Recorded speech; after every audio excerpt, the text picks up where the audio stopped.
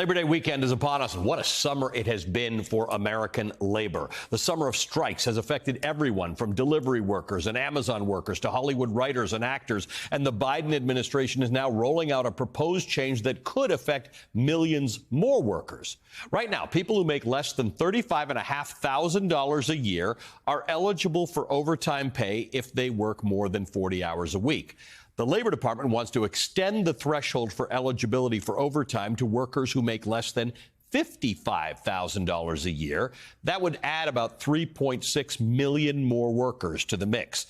With unemployment at a decades low rate of 3.5%, the Biden administration touting 13.4 million jobs created in his term thus far, it appears that things may be looking a little brighter for the average American worker. Joining us now is Independent Senator Bernie Sanders of Vermont, chairman of the Health, Education, Labor, and Pensions Committee. Senator, it's good to see you. Thank you for being with us. I did that setup to sort of ask you, because labor and the worker is central to the things that you think about the state of the American worker right now. We are in a summer of strikes. There are a whole lot of Americans who are on the picket lines right now. There's one big strike at UPS that was averted. American Airlines pilots have voted overwhelmingly to authorize a strike if they don't come to a deal with the airline. Where are we right now, in your opinion, with labor in America? Well, I think what's going on now, Ali, is that workers are catching on to the fact that in America we see an unprecedented level of corporate greed. In company after company, we're seeing record-breaking profits. We're seeing more income and wealth inequality than we've ever seen in the history of this country. And yet today, the average American worker in real inflation accounted for dollars actually is earning less than he or she did 50 years ago. So workers are saying, you know what? Hey, maybe in this economy, we deserve a fair shake, and we're going to stand up and fight for it. And I think what the Teamsters did in their contract negotiations with UPS, great step forward. They stood up. They were prepared to strike. They told UPS, which is making billions of profits, you know what, treat us like good, decent human beings. And that's what ended up happening. They won that conflict. And we've got to see that all over the country. And I just want to correct something I said. It's the flight attendants at American Airlines who have voted to authorize a strike, not the pilots. But yeah, you're right. When I spoke to the head of the Teamsters and I said, you know, UPS is a big part of American GDP. Are you worried that a strike can have an impact on it? And he said to me straight up, he said, it is what it is. If we go on strike and a big chunk comes out of American GDP, we have to do what we have to do. Look, people are catching on that the inflation that we have gone through really had not all that much to do with the war in Ukraine or broken supply chains. It had to do with the fact that corporation after corporation, whether it's the oil industry, whether it's the food industry, whether it's those people who own large amounts of housing, raising their prices and making huge amounts of money. So I think workers are organizing. They want to join unions. When they're in a union, they're fighting for a decent contract. And that's the right thing to do. And what I would say to you, Ali, in terms of the campaign that's coming, we've got to ask ourselves a very simple question. How does it happen that somebody like Donald Trump, who has been impeached twice, indicted 4 times, is a pathological liar, and I think most Americans understand is corrupt? You know what? He's running even to Biden in the polls. Mm-hmm. What's that about? What is and that what's about? that about? What's that about, to my mind, is you got millions of working class people out there who say, you know, I understand Trump is a phony, but he claims at least to be standing for us. Who cares about us?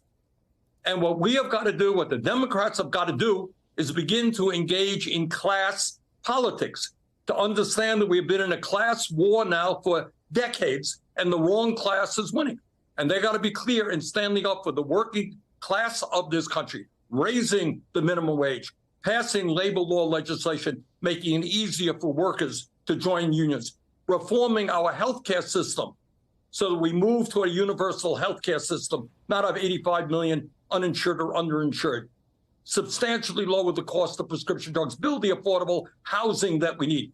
We need to start standing up for the working class, not just the big campaign contributors and the 1%. All right. So you and I have had many talks about the universality of health care and why it's so weird that America doesn't have it. We made some people say a very big step, but in the grand scheme of things, a small step with the prescription drug discussion, that taking these 10 prescription drugs and allowing Medicare to negotiate for them the same way Costco negotiates for a better price on peanut butter because they're a bulk buyer. And everybody's out there calling it communism and socialist price fixing and all this kind of stuff. It's a little step. It's a meaningful $50 billion step, but it's a little step.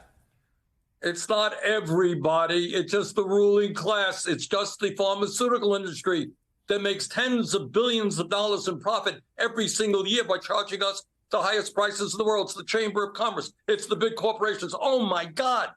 Imagine that. The government is actually doing something for working people to lower the cost of prescription drugs. This must be communism. This is awful and horrible. All right, 80% of the American people support Medicare negotiating prices. So it's not everybody. Vast majority of the people understand that the pharmaceutical industry is incredibly greedy. But we have got to go further. This, as you indicate, is a very tepid step forward.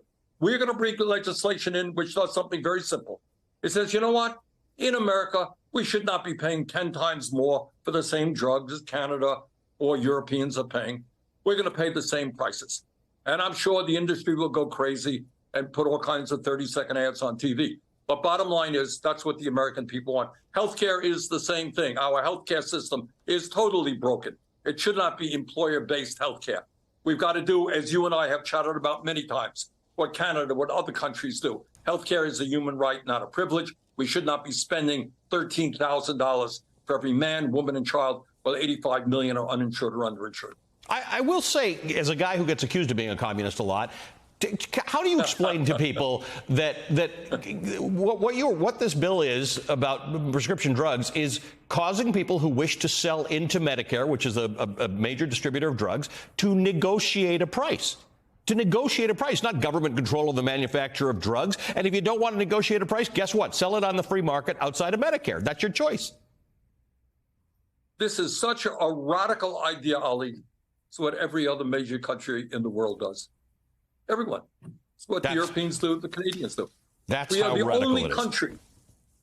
We are the only country in the world that says to the drug company, oh, you want to charge, half of this is really crazy stuff.